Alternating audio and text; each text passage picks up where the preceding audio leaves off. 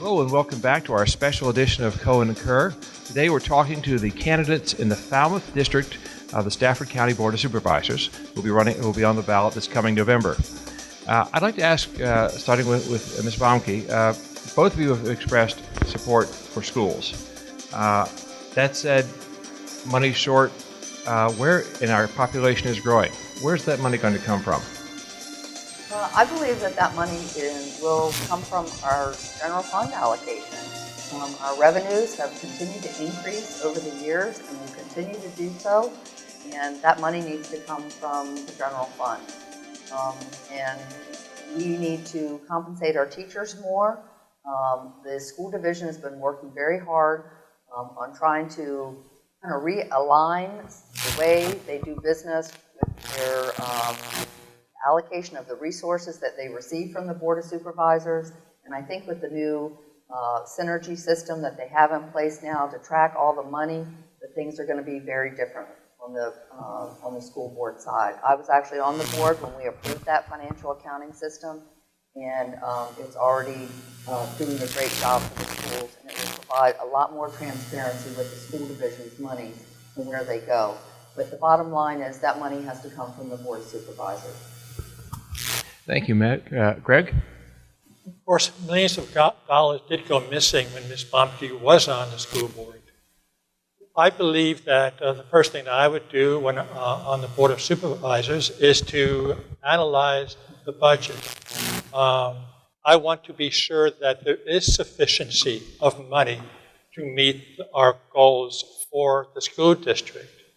We have values, we have our priorities, we make statements, we have ideals.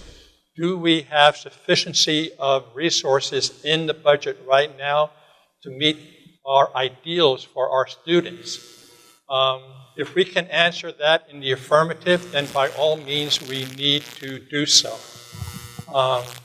And we need to work with people to make sure that is indeed so. Thank you very much, Greg. Amanda? Meg, both the Board of Supervisors and the school board have been accused of lacking transparency. Do you think this is the case? And what would you do to ensure transparency and communication with the public? Well, when I took the oath of office 4 years ago, I remember the judge talking to me, and I remember that oath very specifically. When I vote on anything at the dais, I pretend like there's a little note right there next to me that says, I report to and I represent the citizens of Stafford County. I don't represent the builders, I don't represent the developers, and I don't represent any special interest group. And at the end of the day, if you remember that and you remember the oath that you took, that's what's most important. I'm very proud of two things that we've done. We now have comments that are all recorded at all of our committee meetings. And January of 2016, we put in place new bylaws. Bob Thomas was chair at the time, and the new bylaws indicate, and was approved by the entire board, that any item that comes before the board as new business has to be heard twice by the board before we can vote on it.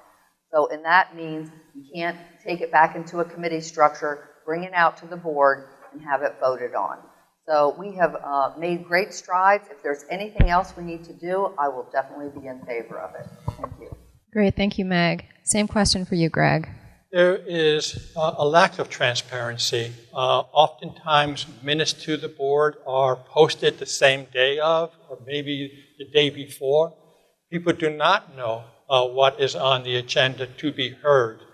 I would want to make sure that people are informed well in advance of what issues are on the agenda so they can come in and speak to the topic. In terms of transparency, I would be holding regular town hall meetings, monthly town hall meetings across the district in different precincts to make sure that people are informed about the pressing issues of the day. I believe that if I were on the Board of Supervisors, people would have known about the impending proffer law, and that would not have caught people by surprise as it apparently did. So there is a lack of transparency. I say publish the minutes well in advance. Let people be informed. Thank you. This question is on a slightly different topic. It has to do with buses. And I just wanted to ask you what role you see the FRED system having in our community and where you'd like to see it go. I can start with Greg. I would like to see expanded bus service into Fredericksburg.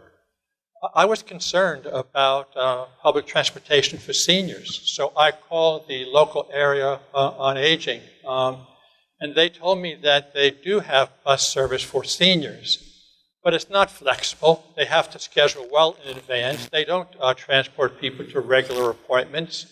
There is no consistency or dependency with transportation for seniors.